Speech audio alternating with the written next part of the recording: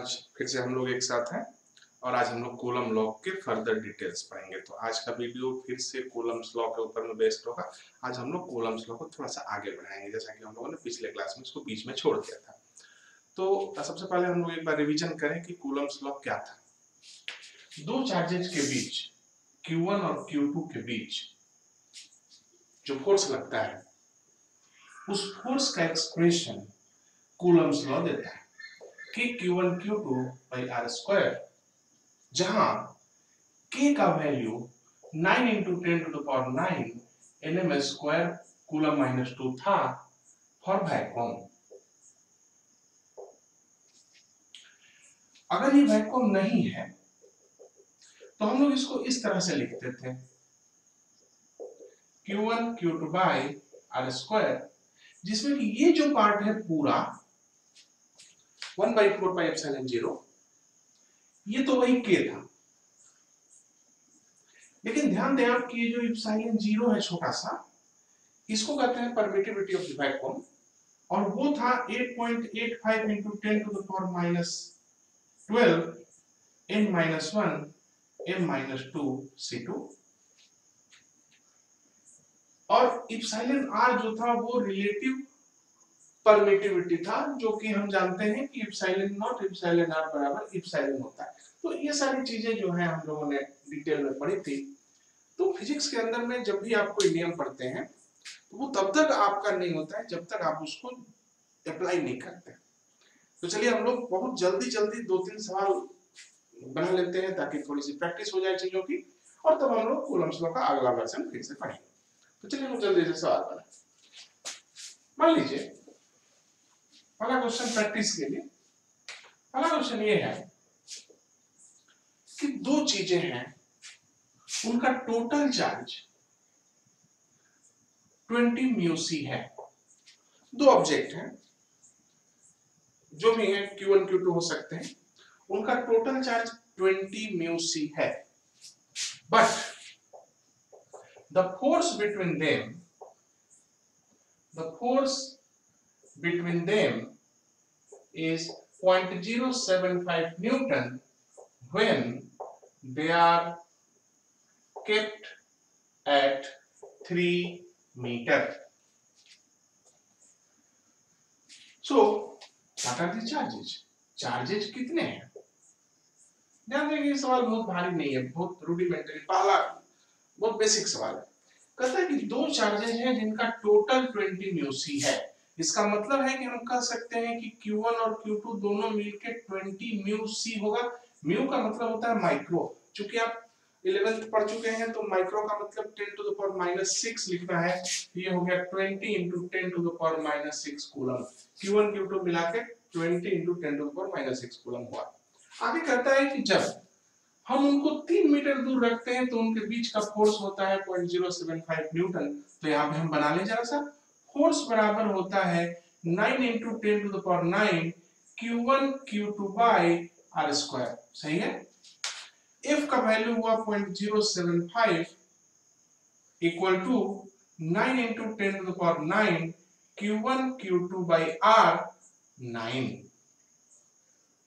क्योंकि R 3 metre है तो उसका स्क्वायर 9 हो गया। और इस तरह से हम देखें तो Q1 Q2 का वैल्यू मिल जाता है हमें। Q1 Q2 का वैल्यू होगा 0.075 into 10 to the power 9। इसको आप ठीक से लिख सकते हैं, आप चाहें तो आप इसको लिख सकते हैं 75 into 10 to the power -12।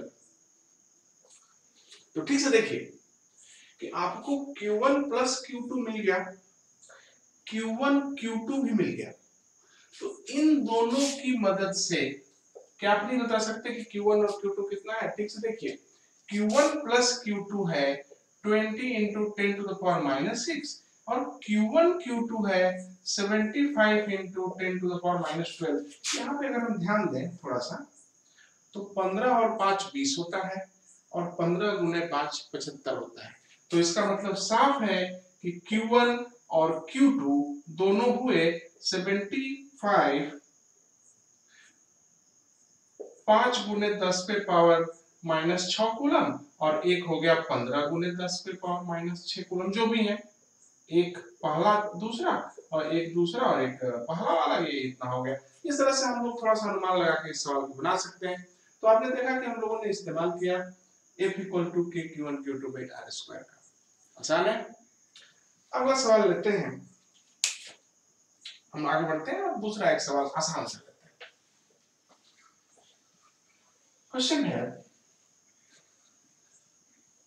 ये सवाल जो अभी हम लोग सोल्व करने जा रहे हैं, ये सवाल कम से कम 20 बार डिफरेंट कॉम्पिटिशन्स में आया है।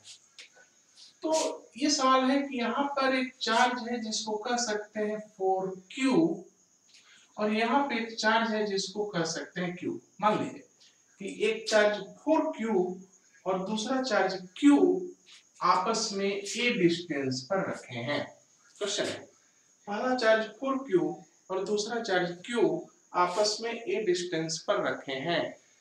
मैं ये कहना चाहता हूं कि where on the line joining them, उनके बीच की लाइन पर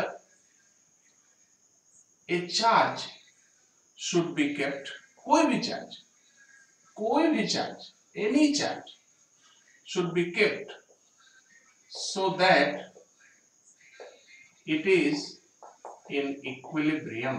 ध्यान दीजिए, कहता है कि इनके बीच में कहीं भी कौन सी ऐसी जगह है जहां पर मैं कोई भी चार्ज रख दूं तो वो इक्विलिब्रियम में होगा। तो चलिए मैं मान लेता हूं कि यहां से ये तो पूरा a डिस्टेंस है, चलिए मैं मान लेता हूं कि x डिस्टेंस पर अगर मैं q चार्ज रख दूं तो ये इक्विलिब्रियम में होगा। मान लिया, late.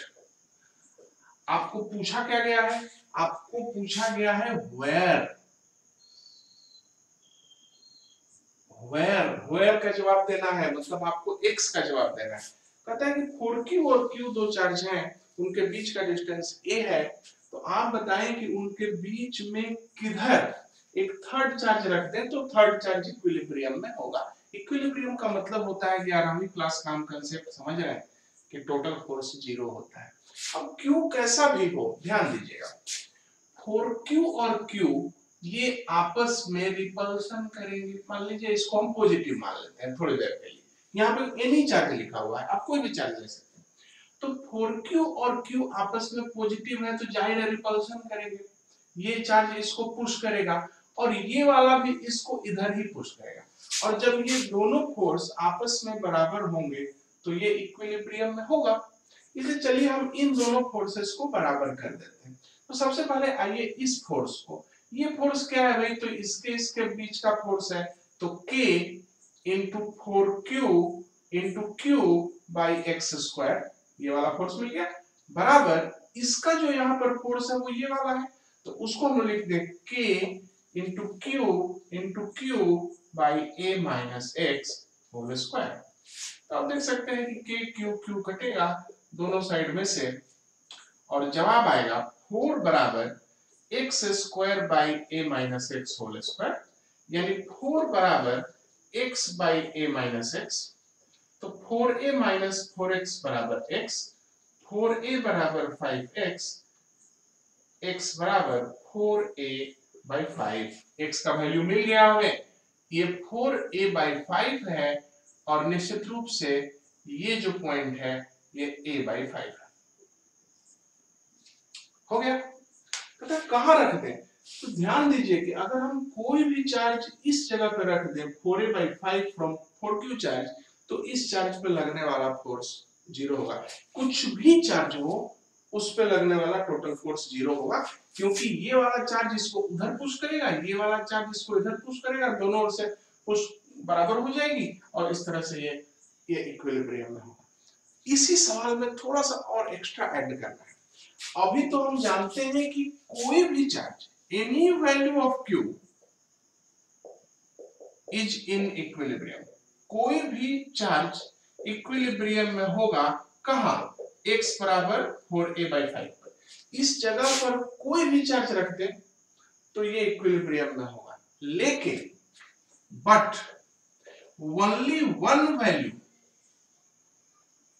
One value of Q का सिर्फ एक ही वैल्यू, देखिए Q का कोई भी वैल्यू इसको इक्विलिब्रियम में रखेगा, लेकिन Q का सिर्फ एक वैल्यू इन सब को इक्विलिब्रियम में रख सकता है। तो हमें वो बताना है कि only one value of the Q can make 4Q in equilibrium. उसको बताइए व्हाट इज Q।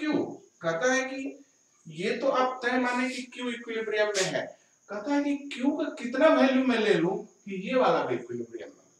फिर से वही काम करते हैं। चलिए, तो सबसे पहली बात कि Q का हर वैल्यू के लिए ये इक्विलिब्रियम में होगा ही, उसमें तो कुछ सोचना ही नहीं है। चलिए हम लोग इसको इक्विलिब्रियम में करते हैं 4Q को। अब ध्यान दीजिए, Q और 4Q आपस में रिपल्सन करते हैं, ये इसको रिपल्सन करेगा। अब ये वाला इसको अट्रैक्ट करना चाहिए ना, तभी ये इक्विलिब्रियम में रहेगा।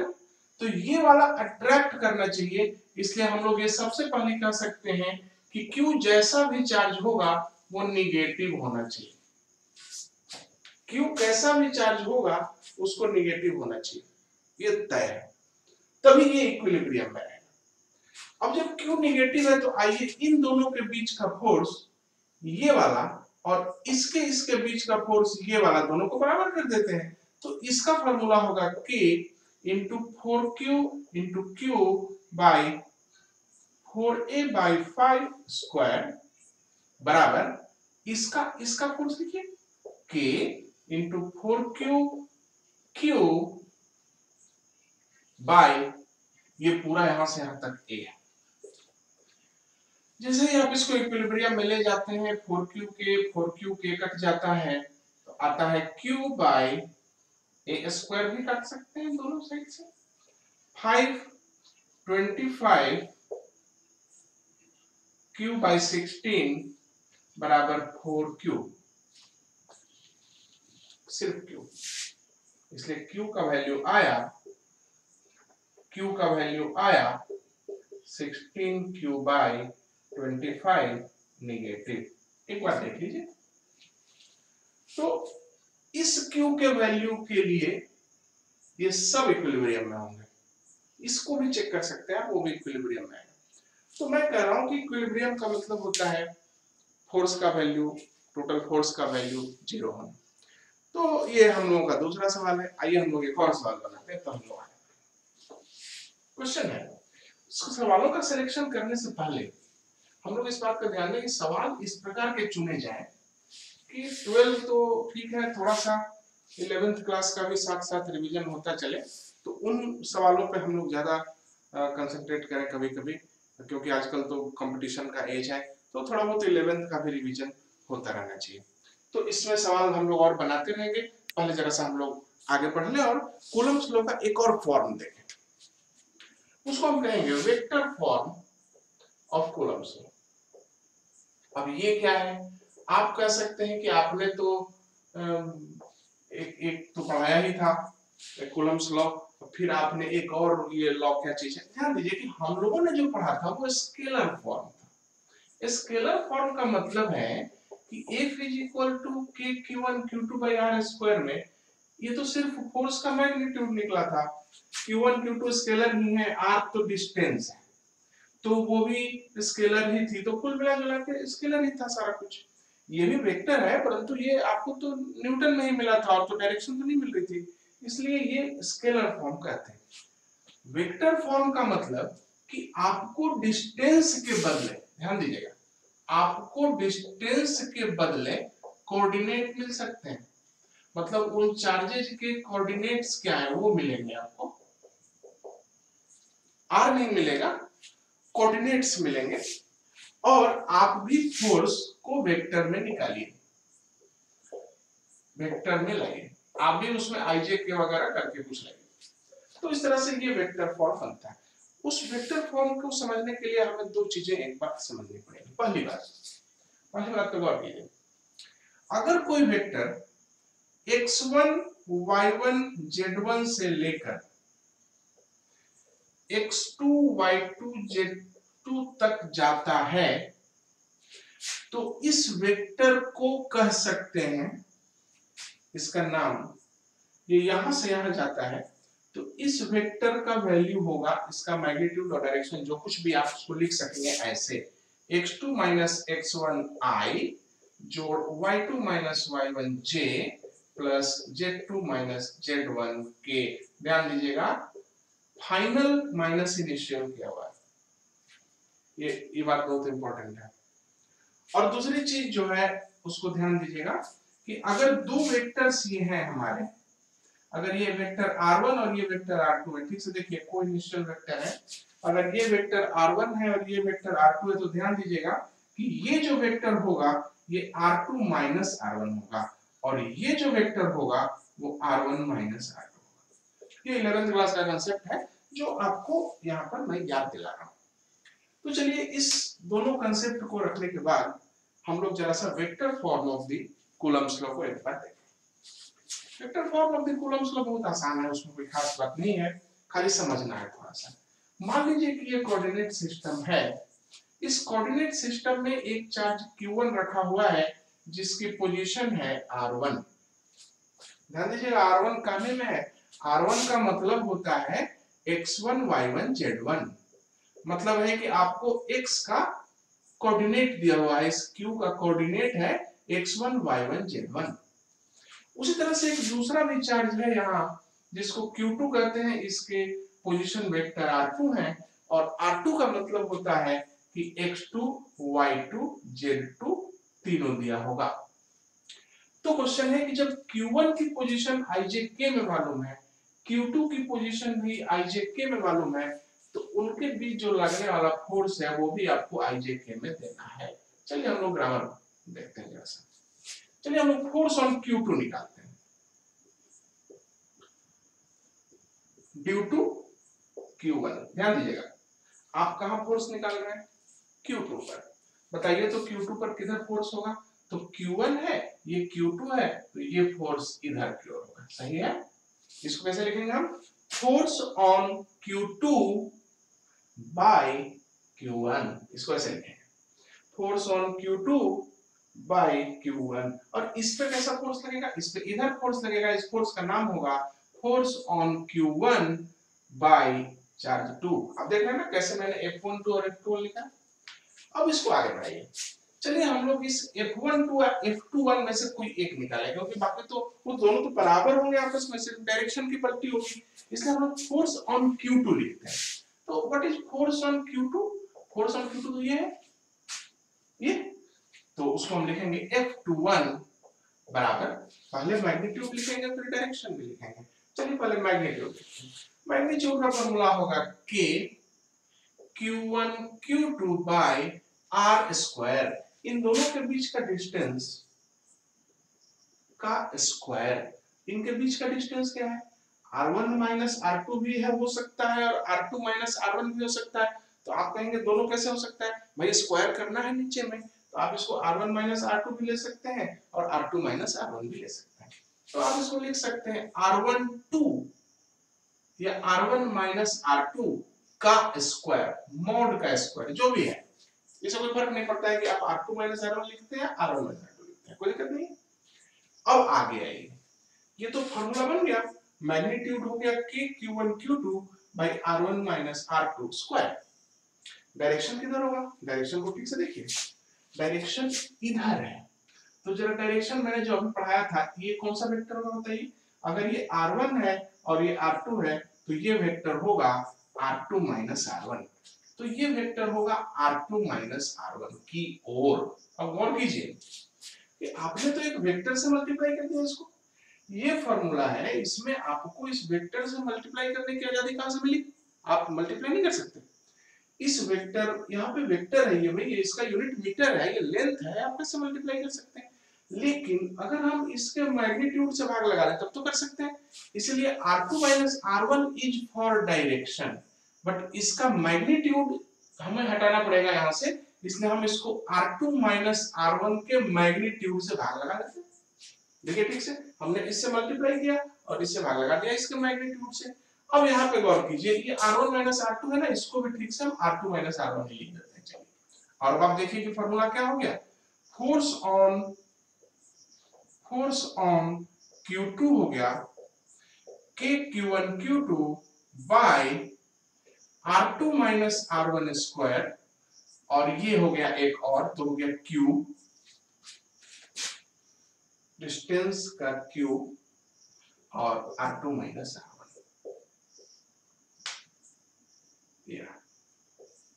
ये फॉर्मूला है मैग्नीट्यूड, यहाँ पर मैग्नीट्यूड, ये फॉर्मूला बन गया।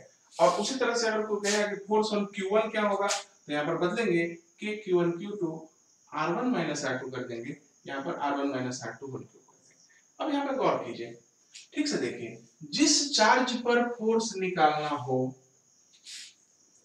उस चार्ज की पोजीशन में से R2 में से उस वाले चार्ज की पोजीशन घटा दीजिएगा जिसके चलते फोर्स निकालना है, सारा मामला सॉल्व हो जाएगा।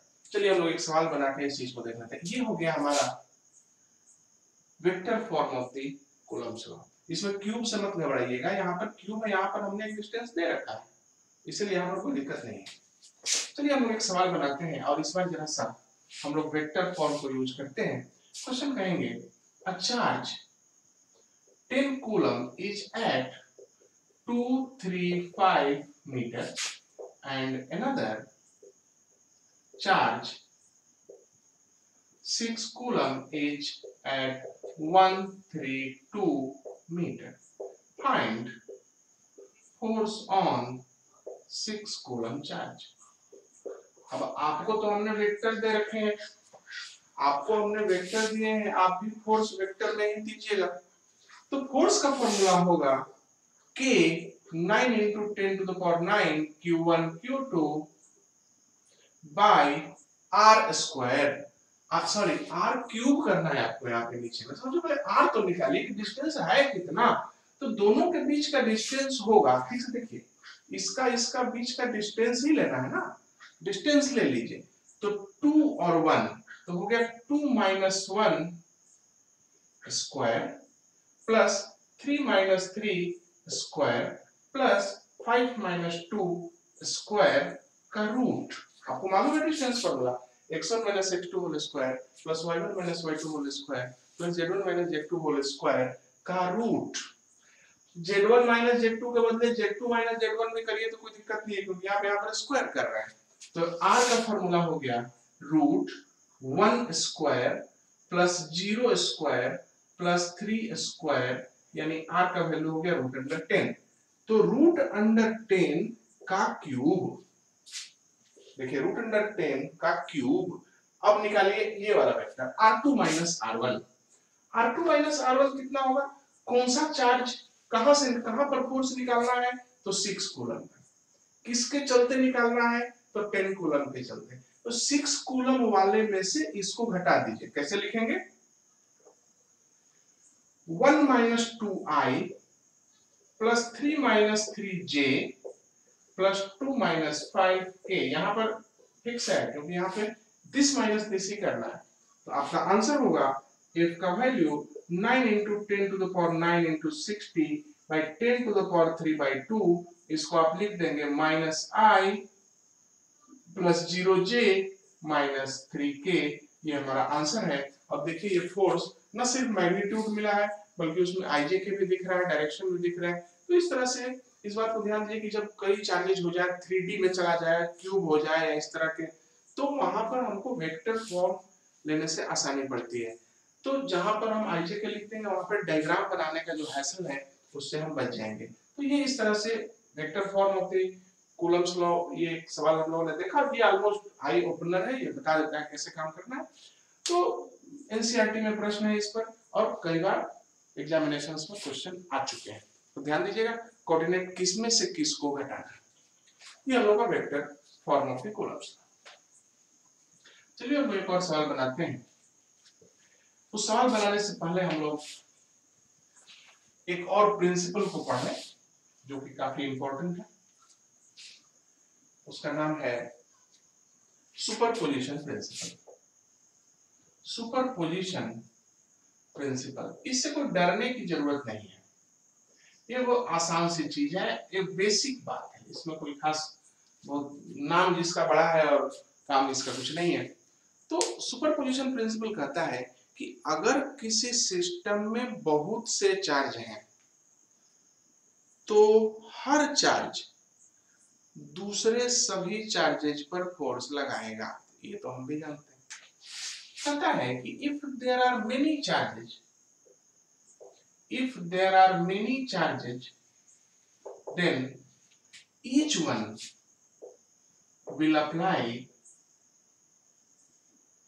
force on others। हर एक चार्ज बाकी के दूसरे चार्जेस पे फोर्स लगाएगा। यानी मान लीजिए कि हमारे पास अगर 10 चार्जेज हैं तो पहला चार्ज बाकी के 9 चार्जेस पर फोर्स लगाएगा, दूसरा चार्ज भी बाकी के 9 चार्जेस पर फोर्स लगेगा। और दूसरा पॉइंट ये है कि ऑन एनी चार्ज, तो किसी एक चार्ज पर कितने फोर्स लगे, तो किसी एक चार्ज पर उसके अलावे बाकी सबके फोर्स लगे। On any charge the net force due to all,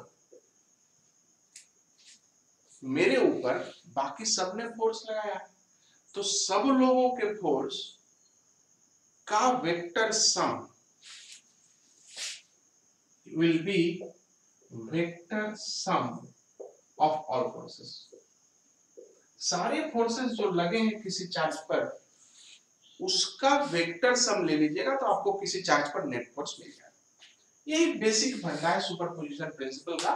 superposition principle का मतलब कई चार्जेज हैं, आप सभी चार्जेज को डील कीजिए। तो वेक्टोरियली डील करना ये रटने की बात नहीं है, ये प्रैक्टिस करने की बात है। आइए हम लोग एक छोटा सवाल लेके इसको प्रैक्टिस कर लें। कहता है कि मान लीजिए कि यहां पर एक चार्ज है 10 कूलम, यहां पर 20 कूलम, यहां पे -10 कूलम। मान लीजिए कि ये 2-2 मीटर है। चलिए, क्वेश्चन है कि ये ट्रायंगल है और इस ट्रायंगल के हर कॉर्नर पे रखा है 10, -10, 20 और इनका डिस्टेंस है 2 मीटर। 2 मीटर तो जाएगा कि 60 डिग्री बना। क्वेश्चन है कि आप इस वाले पर टोटल फोर्स बताएं। बस यही सवाल है। या कोई दिक्कत नहीं। चलिए देखिए, सबसे पहले फोर्स देख लें हम लोग। देखिए 10 और 20 के बीच में कैसा फोर्स होगा। तो 10, 20 तो एक जैसे चार्ज हैं तो वो एक दूसरे को रिपेल करेंगे, खत्म। ये दोनों क्या करेंगे, तो ये दोनों एक दूसरे को अट्रैक्ट करेंगे। देखिए ठीक से अट्रैक्ट कर रहे हैं। ये दोनों क्या करेंगे, तो ये भी एक दूसरे को अट्रैक्ट करेंगे, क्योंकि एक नेगेटिव एक पॉजिटिव। आपका कंसर्न कहां है, यहाँ है।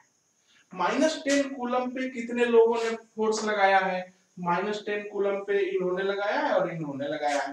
तो ये वाला फोर्स होगा, कितना होगा जरा बताइए। ये वाला फोर्स होगा K into 20 into 10 by 2 square यानी 4, यानी कि 200/4 50 के फोर्स हुआ। ये वाला के को छोड़ दीजिए, के से क्या दिक्कत है आपको। ये वाला फोर्स कितना हुआ, तो इसके बीच का फोर्स है ये, तो होगा K इंटू 10 बाई 2 स्क्वायर यानी कि 4, यानी 25 के हुआ। ये वाला फोर्स हो गया 25 के, ये वाला फोर्स हो गया 50 के। दोनों के बीच में 60 डिग्री का एंगल है। तो आप बता सकते हैं ना कि कितना फोर्स हुआ यहाँ पे। तो टोटल नेट फोर्स हुआ 25 के होल स्क्वायर जोड़ 50 के होल स्क्वायर प्लस 2 इंटू 50 के प्लस 2 इंटू 50 के इंटू 25 के इंटू कॉस 60 डिग्री का रूट। जो वेक्टर सम है भाई, वेक्टर सम का मेथड है वो a square plus b square plus 2ab cos theta root under करके आप नेगेटिव निकाल दीजिए, बात खत्म हो गई। तो इस तरह से हमने देखा कि किस तरह से हम फोर्सेस को बनाएंगे और किसी एक जगह पर टारगेट लेंगे कि यहाँ पर हमें नेट फोर्स चाहिए टोटल। जहां पर सवाल पूछा जाएगा वहां पर नेट फोर्स ले लेंगे। एक और सवाल, ये 3 है ना, 4 वाला लेते हैं। 4 वाला क्वेश्चन है कि ऐसे ही एग्जांपल एक प्रैक्टिस के लिए ले लेते हैं। क्वेश्चन है कि यहाँ पे है Q माइनस Q। मेरा कहना है कि आप इस लोकेशन पर टोटल फोर्स बताइए, टोटल फोर्स बताइए।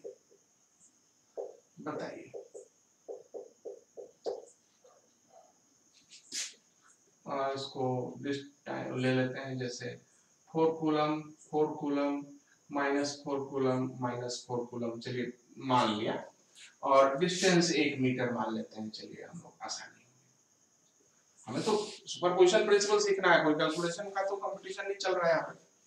तो यहाँ पे टारगेट लीजिए, सबसे पहले सब फोर्स देख लेते हैं। इन दोनों के बीच क्या होगा? अट्रैक्शन, ये लीजिए पहला फोर्स। इन दोनों के बीच क्या होगा? रिपल्शन, देखिए ठीक से, दोनों रिपल्शन।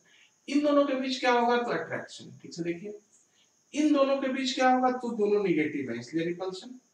ये हम लोग 8वीं क्लास से जानते हैं, similar charges repel and opposite charges attract.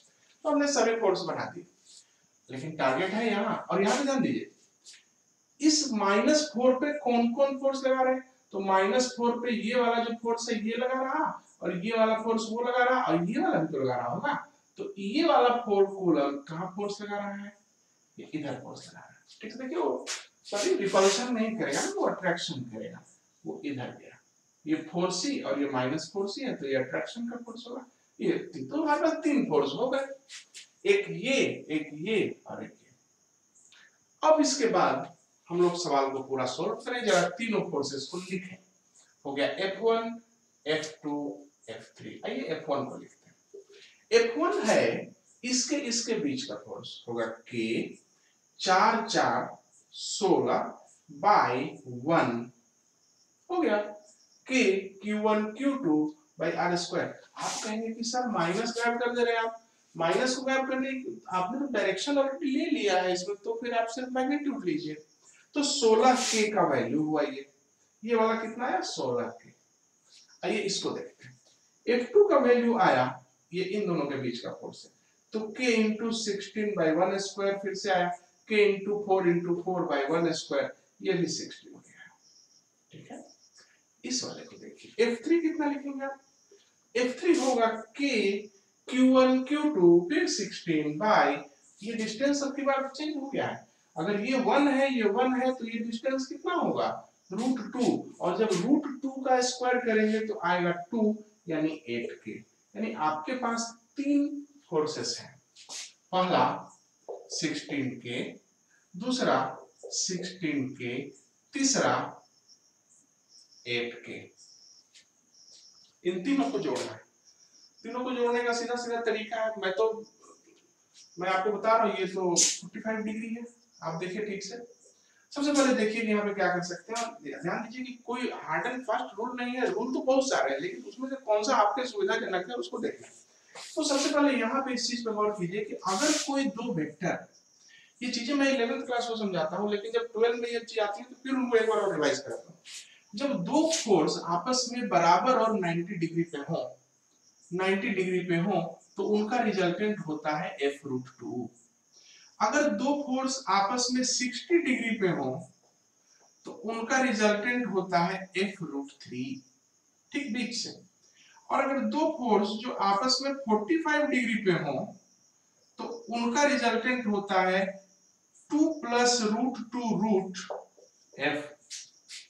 और अगर दो फोर्सेस 120 डिग्री पर हो, तो उनके बीच का रिजल्टेंट होता है F। ये चारों बात को याद कर लेना चाहिए। तो यहाँ पे देखिए, इन दोनों को, ये तो 16 के है और ये 16 के है, तो ये दोनों वेक्टर 90 डिग्री पे हैं, इसलिए इनका रिजल्टेंट ठीक बीच से निकलेगा 16√2k। अब इसको हटा दीजिए यहाँ से, वो ऐड हो गया। 16k और 16k को हमने जोड़ दिया पाइथागोरस थ्योरम से, क्योंकि 90 डिग्री का एंगल था, और उसका आंसर आ गया 16√2k। अब फिर इन दोनों के बीच में भी फिर 90 डिग्री का एंगल है, क्योंकि ये 45 ये 45, तो 16√2k और 8k को जब आप पाइथागोरस थ्योरम से जोड़ेंगे तो आपका फोर्स आएगा 16√2 whole square plus 8k whole square का रूट न्यूटन, आंसर। तो इस तरह से बना दिया, इसमें कोई खास तो विशेष बात हमें लगी नहीं। तो कहने का मतलब है कि सुपरपोजिशन प्रिंसिपल तब अप्लाई किया जाता है जब बहुत सारे चार्जेज किसी सिस्टम में हो, सारे चार्ज एक दूसरे पर फोर्स लगाते हैं और हर फोर्स आपस में इंडिपेंडेंट होता है, लेकिन आप किसी भी लोकेशन पे अगर चाहते हैं कि हमें नेट फोर्स बताया जाए तो सारे चार्जेज के लगाए हुए फोर्स उस चार्ज पे आप निकाल दीजिए, उसका वेक्टर सम ले लीजिए, जैसा कि वही तो अब सब लोग कर रहे हैं। इसमें समझाना क्या, अगर मैं कुछ ना भी बोलता तो भी आप समझ गए होते अभी तक कि भाई यहाँ पे हो क्या रहा। तो सुपरपोजिशन प्रिंसिपल को डिस्कस करने का जो कारण है वो ये है कि आगे जब हम पढ़ेंगे तो ये सुपरपोजिशन प्रिंसिपल कई बार आएगा। तो अभी पढ़ लेने से क्या होगा कि जब अगली बार आप पढ़ेंगे तो आपको बेहद सुविधा होगी। तो इस तरह से हम लोगों ने कूलम्स लॉ का एक बेसिक तौर तरीके से हमने इसको देखा। आइए अब हम लोग एक दो छोटे छोटे सवाल और बना लेते हैं ताकि थोड़ी प्रैक्टिस हो जाए, किताबों से जो किताब में जो सवाल है आप उसको बनाने के लिए पूरी तरह से तैयार हो जाए। क्वेश्चन है यहाँ पर एक काटी गई है और यहाँ से दो चार्जेज को हमने धागे से बांध के लटकाया। ठीक है, देखिए ये दोनों चार्जेज हैं, इनका चार्ज Q है, इनका मास M है, धागे का लेंथ L है। तो Q चार्ज है, मास M है, धागे का लेंथ L है। जब इनको हम यहाँ से बांध के लटकाएंगे तो रिपल्शन के चलते ये धागे फटाक से फैल जाएंगे। तो मान लीजिए कि ये सिचुएशन आ जाती है, मान लीजिए कि ये सिचुएशन है, ये Q है, ये M है, Q है, ये M है, ये L है, और ये जो देखा जाता है तो थीटा एंगल बनता है बीच में। यही इंफॉर्मेशन दी हुई है कि दो चार्जेज हैं जिनका चार्ज Q है, मास M है, इनको L लेंथ के धागे से वहां पे कॉमन पॉइंट से लटका दिया जाता है, चार्जेज फैल जाते हैं, थीटा एंगल बनाते हैं। क्वेश्चन है कि इस स्ट्रक्चर के लिए Q का वैल्यू बताइए इन टर्म्स ऑफ अदर्स, मतलब कुल मिला जुला के आप जोड़ के बताइए कि भाई इन सब के बीच में एक रिलेशनशिप ला के दिखाइए। बात खत्म। चलिए तो अब हम लोग यहाँ पे न्यूटन के नियम लगाना शुरू करते हैं। कौन से न्यूटन के नियम? मोशन वाले, जो न्यूटन्स लॉ आपने पढ़ा था, फोर्स डायग्राम वगैरह पढ़ा था, उस पर गौर कीजिए। ठीक से देखिए, हमारा ध्यान यहाँ है, यह सिस्टम है। तो ये टेंशन, रस्सी में लगने वाला टेंशन रहा T, और इस पे जो वेट रहा वो हो गया mg, और यहां से एक और फोर्स रिपल्शन का आएगा ना, इधर की ओर फोर्स, तीन फोर्स लगेंगे, आप ठीक से देख लीजिए, टेंशन उधर, ये रिपल्शन इसका इधर, और एक वेट mg, इसके अलावा तो और कोई फोर्स नहीं। T जो है, अब चूंकि T थोड़ा सा टेढ़ा लग रहा है इसलिए हम लोग T के दो कंपोनेंट तोड़ देते हैं। तो T के दो कंपोनेंट तोड़ेंगे, अगर ये थीटा है तो ये थीटा होगा, तो ये हो जाएगा T cos थीटा, और ये हो जाएगा T sin थीटा। तो आप जब खुद कह रहे हैं कि ये इक्विलिब्रियम में है तो आप कैसे लिखेंगे इनको? आप लिखेंगे T sin theta equal to F and T cos theta equal to mg। इसलिए आप कह सकते हैं tan theta is equal to F by mg। यहां तक आप लिख सकते हैं। F का वैल्यू तो आपको लिखना पड़ेगा इन चीजों के फॉर्म में, तो F का वैल्यू चलिए हम लिखते हैं। F का वैल्यू कैसे लिखेंगे? F तो इलेक्ट्रिकल फोर्स है, F का फॉर्मूला होगा 1 by 4 pi epsilon naught, आपको मालूम है परमिटिविटी है, Q1 Q2 by distance square. Distance कहां से आएगा? ये है L, ये है थीटा, तो ये होगा L cos थीटा, तो ये होगा L sin थीटा, और ये भी होगा L sin थीटा। तो टोटल डिस्टेंस कितना हो जाएगा? 2L sin थीटा का होल स्क्वायर। तो F का फॉर्मूला होगा tan थीटा बराबर F कितना होगा? Q square by 4 pi epsilon 0 into 4L square sin square theta, और नीचे में mg रहेगा। अब आप यहां से जो मल्टीप्लाई वगैरह करना है सो निकाल लीजिए। Q स्क्वायर का वैल्यू इस पूरे को इसके साथ मल्टीप्लाई कर दीजिए, हो गया 16 pi epsilon 0 L square sin square theta mg tan theta. Q square निकल गया, Q के लिए रूट मारिए, ये आपका आंसर है। तो इस तरह से हम देखते हैं कि न्यूटन के जो नियम है, मोशन के नियम है, जो हमारा टेंशन और अन्य जो कंसेप्ट हम लोगों ने 11th क्लास में पढ़े थे, 12th क्लास में उससे छुटकारा नहीं मिलता है। आपसे हमारा रिक्वेस्ट है कि आप सवालों को बनाएं, उसमें 11th क्लास के कंसेप्ट्स भी आएंगे। कभी आप देखेंगे कि उसमें फ्लोटेशन के क्वेश्चंस आ गए, कभी आप देखेंगे कि कुछ अन्य कंसेप्ट आ गया, कभी फ्रिक्शन आ जाएगा, कभी रोटेशन आ जाएगा, इस प्रकार से चीजें यहाँ पे आ जाएंगी। चलिए हम लोग एक सवाल और बनाते हैं, इसके साथ हम वीडियो को खत्म कर देंगे। ये हम लोग का एक प्रैक्टिस के लिए रहा। आइए अब हम लोग एक और अंत में सवाल बनाते हैं। क्वेश्चन है कि यहाँ पे दो चार्जेस रखे हुए हैं, क्यू क्यू, बीच में डिस्टेंस है कुछ, मान लीजिए डी डिस्टेंस है। क्वेश्चन है कि इनके बीच वाली लाइन पर, इनके बीच वाली लाइन पर परपेंडिकुलर बाइसेक्टर पर एक चार्ज क्यू रखा हुआ है। वो कहाँ है हम नहीं जानते, क्यू रखा हुआ है। तो मेरा क्वेश्चन है कि x के किस वैल्यू पर, for what value of x, for what value of x the force on q is maximum. मैंने खास तौर पर इस सवाल को चुना है क्योंकि इसमें बहुत सारी चीजों का समावेश है। आप देखें इसको। क्वेश्चन है कि इस परपेंडिकुलर बाइसेक्टर पर एक चार्ज क्यू रखा हुआ है, जो कुछ भी है, कहता है कि किस x के लिए, तो कितनी दूर रख दे उसको कि फोर्स ऑन क्यू मैक्सिमम हो। याद रखें, मैक्सिमम का क्या कंसेप्ट है, कोई भी चीज मैक्सिमम कब होगी, कोई भी चीज मैक्सिमम कब होगी। ध्यान दीजिए, y का वैल्यू है x पर डिपेंडिंग, मान लीजिए कि y x पर डिपेंड है, तो ध्यान दीजिएगा इस बात पर कि जब dy by dx 0 होगा तो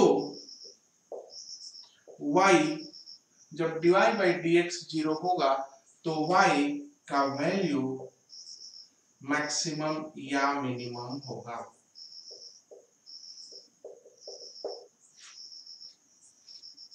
इलेवेंथ क्लास का कंसेप्ट। यहां पर मिनिमम 0 है, बात खत्म हुई। अब मैक्सिमम के बारे में बात हो रही है। तो चलिए हम लोग सवाल बनाते हैं। इस जगह पे आइए जरा, क्यू पे इधर देखिए, ये डिस्टेंस को देखिए। चलिए क्यू पे लगने वाले फोर्सेस की गणना करें। ये क्यू और यहाँ पे एक और फोर्स आपको मिलेगा, ये दो फोर्स हो गए। कितना है ये बताइए ना जरा सा। तो ये हो गया आपका d/2, ये भी हो गया d/2। तो ये फोर्स हो गया k क्यू क्यू बाय, इसका स्क्वायर लेंगे ना तो हो जाएगा x square plus d/2 whole square. ये सीधा फोर्स निकल गया, k Q Q by this square, तो this square plus this square. और इस वाले को क्या लिखेंगे आप, इस वाले को भी वही लिखेंगे, k Q Q by x square plus d/2 whole square. लेकिन क्या आपने अभी इस पर नेट फोर्स निकाला? नहीं, नेट फोर्स निकालिए अभी आप। तो Q का जब नेट फोर्स निकालेंगे तो ठीक से गौर कीजिए, ये जो दोनों फोर्स हैं ये आपस में बराबर हैं। जब आप इनको तोड़ेंगे तो मान लीजिए कि ये F है, ये F है, जब इसको तोड़ेंगे तो ये बन जाएगा, मान लीजिए ये थीटा है, तो ये हो जाएगा F cos थीटा और ये हो जाएगा F sin थीटा। उसी तरह से इसका भी वही हाल होगा, इधर हो जाएगा F sin थीटा और उधर हो जाएगा F cos थीटा। मतलब कुल मिला जुला के ये दोनों कैंसिल होंगे और बचेगा force 2F cos theta. So net force will be 2F cos theta. 2F cos theta का फॉर्मूला होगा 2F, ये रहा आपका k Q Q by x square plus d square by 4। अभी cos थीटा लिखना है, ठीक से देखिए। अगर ये थीटा है तो इसके ठीक सामने ये भी थीटा होगा ना, तो cos थीटा का वैल्यू आपको दिख रहा होगा यहाँ से। cos थीटा का वैल्यू होगा, इस ट्रायंगल में देख लीजिए, cos थीटा का वैल्यू होगा x बाई हाइपोटेन्यूस ये, यानी x square plus d square by 4 root. ये रहा आपका फोर्स। अब आइए इस नेट फोर्स को जरा हम लोग लिखने, कैलकुलेशन से चीजों को देखकर डरने की जरूरत नहीं है। फोर्स का फॉर्मूला हुआ 2k q q x by x square plus b square by 4 to the power 3/2, ये 1 और हाफ जोड़ दिया। f का वैल्यू x पर डिपेंडिंग है, तो कब फोर्स मैक्सिमम होगा? तो जब df by dx 0 होगा। तो df by dx 0 होगा यानी डिफरेंशिएशन करेंगे तो इसको तो डिफरेंशिएशन करने की जरूरत ही नहीं है, वो 2k q रह जाएगा। आइए इस पार्ट को डिफरेंशिएट करें, इसको, इस वाले पार्ट को, तो हम लिखेंगे d by dx of x into x square plus b square by 4 to the power minus 3/2 का डिफरेंशिएशन 0 होगा। 0 बराबर, ये इधर कट गया, खत्म हो गया। आइए आगे, ये तो हम लोगों ने इसको मल्टीप्लिकेशन के फॉर्म में डाल दिया है। तो मल्टीप्लिकेशन का लिए तरीका क्या है डिफरेंशिएशन का? पहले आप x को लिख लीजिए और इसको डिफरेंशिएट कीजिए। इसको डिफरेंशिएट करेंगे तो आएगा -3/2 x square plus d square by 4, -3/2 -1 तो ये हो जाएगा -5/2 और x स्क्वायर का डिफरेंशिएशन होगा 2x प्लस, आपकी इसको उतारिए तो x square plus b square by 4 to the power -3/2 उतार दिया और इसका डिफरेंशिएशन होगा 1 बराबर 0। अब जब आप इसको तोड़ेंगे तो आपको x का वैल्यू मिल जाएगा। Get value of x from this equation. आराम से कट जाता है, सारी चीज तो कट ही रही है इस जगह पे, इसलिए बहुत ही आसानी से ये आंसर आ जाता है। ये इसको इधर साइड कर देंगे, ये पावर खुद ब खुद कट जाते हैं, तो बहुत ही सिंपल मे बी d/2√2 करके आता है। तो आप जो है इस प्रश्न को एक बार और प्रैक्टिस कीजिएगा, क्योंकि ये प्रश्न सुपरपोजिशन को आपको याद दिलाता है, फिर वेक्टर के जो कंपोनेंट तोड़ते हैं उसको याद दिलाता है, फिर कैलकुलस को याद दिलाता है। तो इस प्रकार के सवाल जिसमें कि बहुत सारे कॉन्सेप्ट्स को मिलाने की जरूरत पड़ती है, उस तरह के सवाल अच्छे सवाल माने जाते हैं। तो इस तरह से हम लोगों ने कूलम्ब्स लॉ देखा, चीजें खत्म नहीं हुई हैं, कूलम्ब्स लॉ सिर्फ एक शुरुआत है। आगे इलेक्ट्रोस्टैटिक्स में बहुत ज्यादा डेप्थ मिलेगी, बहुत ज्यादा पढ़ाई करनी पड़ेगी। इसलिए आपसे रिक्वेस्ट है, कोई भी किताब लीजिए, उसके सवालों को बनाइए, पहले आसान सवालों को बनाइए, फिर भारी सवालों को बनाइए। HC वर्मा का भी किताब बना सकते हैं, DC पांडे भी बना सकते हैं। अगर आपको और भी ज्यादा चाहिए, आप BM शर्मा को बना सकते हैं, या पाथफाइंडर सीरीज है, बहुत सारे हजारों की संख्या में सवाल भरे पड़े हैं, उसको बनाने वाले लोगों की कमी है। कंसेप्ट एक बार अगर मजबूत हो गया तो कोई भी सवाल बना सकेंगे। चलिए, तो फिर इसी के साथ हम लोग इस वीडियो को बंद करेंगे। Thank you.